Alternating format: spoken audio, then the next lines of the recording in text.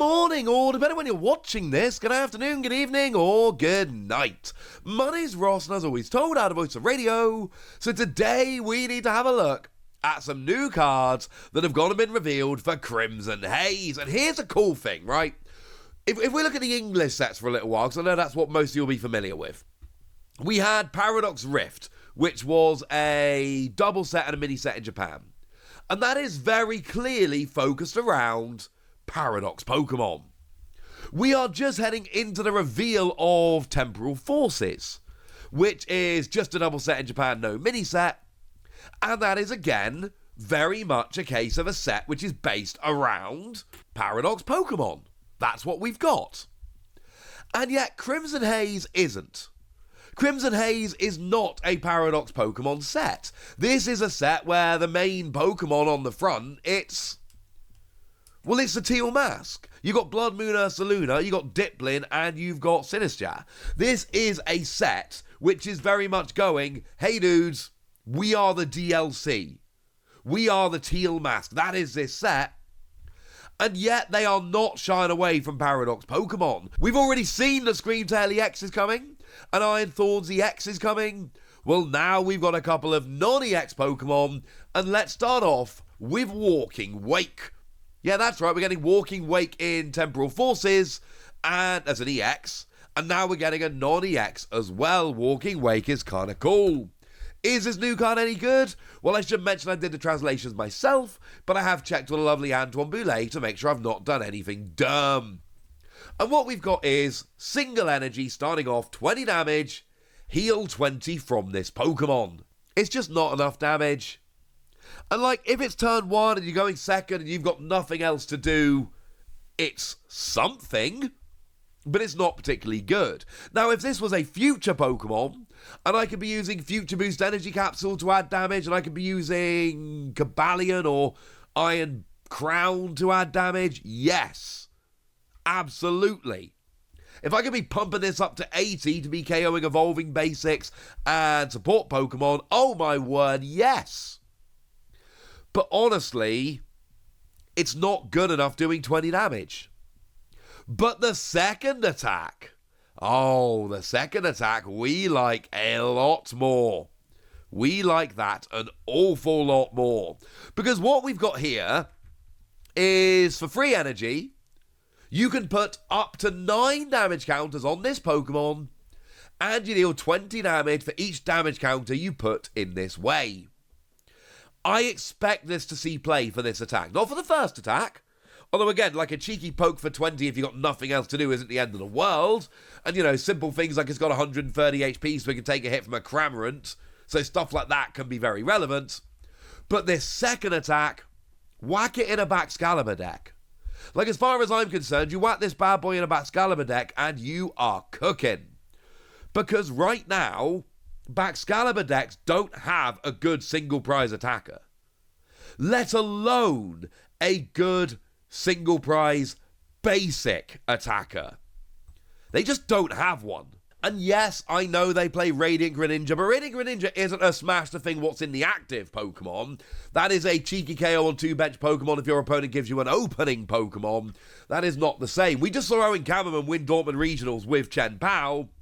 And we also saw that in 2 of the 3 games, the 2 games he won incidentally, he left no EXs on the field, and he had to take a prize of a single prize attacker in order to stay in the game and not give his opponent an option to win by KOing Chen Pao. And he did that by KOing with his only Baxcalibur, forcing himself to get a Baxcalibur again the next turn to stay in the game and to win the game. That is not a good situation to be in, having to get a Baxcalibur next turn because you had to get a KO with Baxcalibur. Well, Walking Wake would have done nicely. Walking Wake in the final of Dortmund Regionals in games 2 and 3 were 0-1. Yeah, that would have been great. That would have been brilliant. And look, I know you're putting 9 damage counters on, you're leaving yourself with 4 damage counters, but nobody really cares about that. If you attack with Walking Wake, you're getting KO'd the next turn. Everybody knows you're getting KO'd the next turn. Nobody cares that you're getting KO'd the next turn. That's not the point. The point is, you can do 180 and take a key KO with a basic single prize Pokemon without having to use a Chen Pao, which gives up 2 prizes, without having to use a Batcalibur, which you need to accelerate energy next turn. That is where this comes in, and honestly, for that, I really like it. I think outside of Batcalibur decks, the free energy could be a bit of a problem. It's not ideal, and I know we've got energy acceleration in the form of stuff like Professor Sada's Vitality, but I don't like this for that. I like this for Batcalibur decks. But in Batcalibur decks, I think it's great. I'm giving it 4 Wassies. I think it's a really, really good single prize attacker that can honestly solve a lot of problems by giving you something that can hit 180. And I know 180 doesn't get straight one-hit KOs on EXs and Pokemon Vs very often, but I also know that it absolutely will get a KO on something like a Squawkabilly, which incidentally sees a lot of play right now, and something like a Luminion, which also sees a bunch of play. So the whole gusting plus get 2 prizes on one of those, that could absolutely work. And also bear in mind, I've said about putting 9 damage counters on. Please remember that you don't have to put 9 damage counters on. If you only need to do 60 damage, only put 3 damage counters on. You've just got the option to go up to 180 if you need to, and that's kind of my point here. So yay! But Walking Wake is not the only Pokemon that has gone and been revealed. We can also have a look at a non-EX Iron Leaves. And as a fun little side note, remember, Iron Leaves also is getting an EX in Temporal Forces. So, look, Crimson Haze is clearly the Teal Mask set. I've made no bones about that. I've been incredibly clear about that. But also, this is very clearly a set where they're still leaning heavily into Paradox Pokemon, and I have no issue with that.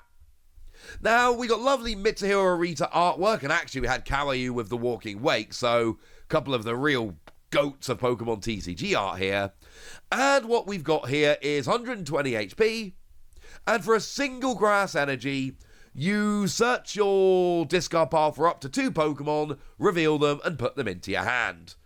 Is it a reason to play the card? Probably not, honestly. And you got 120 HP, which is decent for a basic, but you're still probably getting KO'd if you use this attack.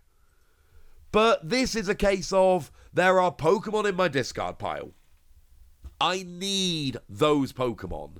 I have to have those Pokemon, and what's more, I have to have those Pokemon now. So you give up a prize, get a couple of Pokemon back, it's not ideal. But once again, the second attack is absolutely what saves us here. Because we've got Grass Double Colorless, 100 damage. If any of your Pokemon were KO'd by damage from an attack during your opponent's last turn, this attack does 60 more damage. And it does have to be damage from an attack.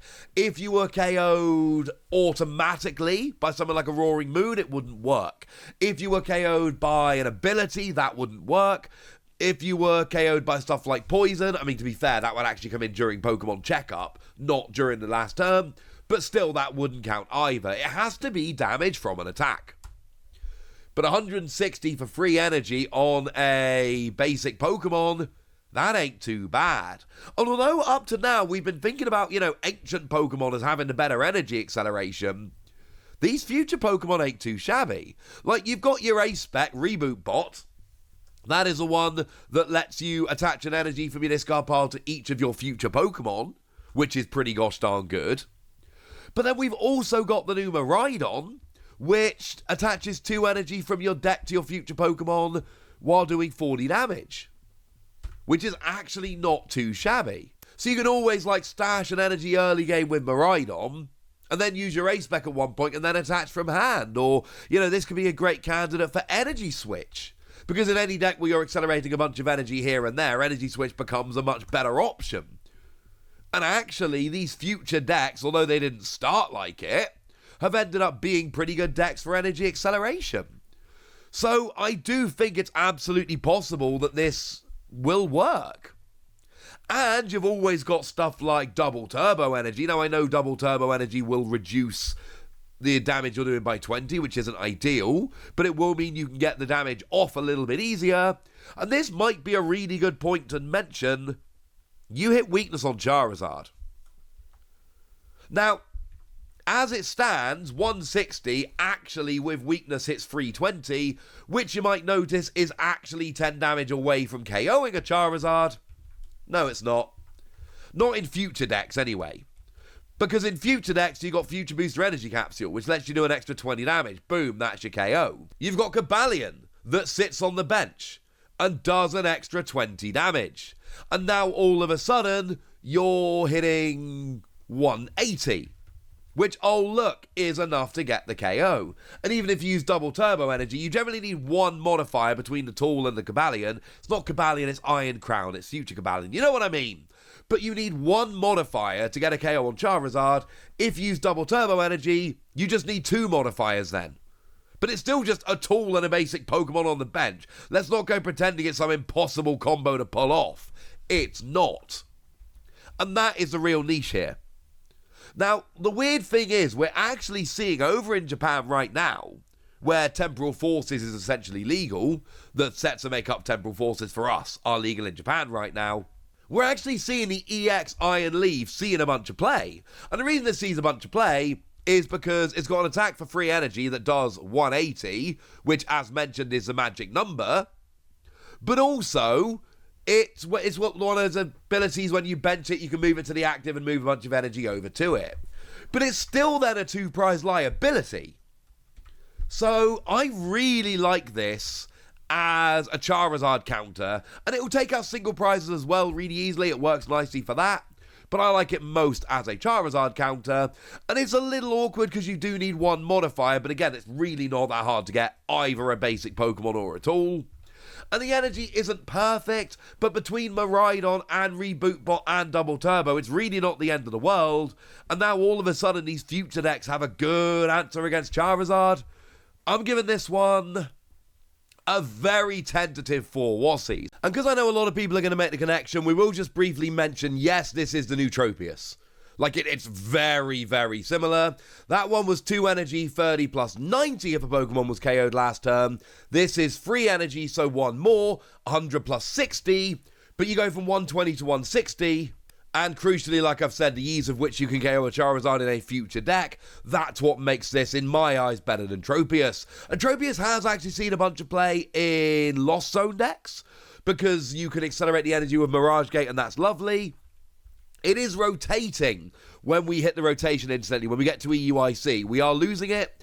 This will fit in instead. And yeah, it's an extra energy, which is annoying in Lost Zone decks. And certainly in Lost Zone decks, getting that modifier to KO Charizard is going to be a little more awkward, I grant you. But it's still a good revenge attacker. And it is at least the extra energy, a colourless. So, you know, not all too bad. I think both of these cards revealed really can fit niches into Pokemon TCG right now. And I'm not sure either of them are powerhouses on their own. I think in a vacuum they might be meh. But because we've got ways to get them rolling and decks they fit into, I think they're really good. But I want to know what you think. So let me know in the comment section, would you go nuts? Be nice. And then make sure you like this video, subscribe to this channel, follow me on Twitter at @TheWassie. That's where we talk about Pokemon and a bunch of other card games. And please do consider checking out patreon.com/PTCGradio, where you can support the channel, get some bonus podcasts, join a Discord, and all kinds of fun things. And get shoutouts on the channel like the lovely AB3, who's been a supporter for a while now and seems to be a very lovely person. So shout out to them for the support and the loveliness. But by far the most important thing as always, look after yourselves till next time, would ya? Thank you very much for watching. My name's Ross, and you've been watching PTCG Radio.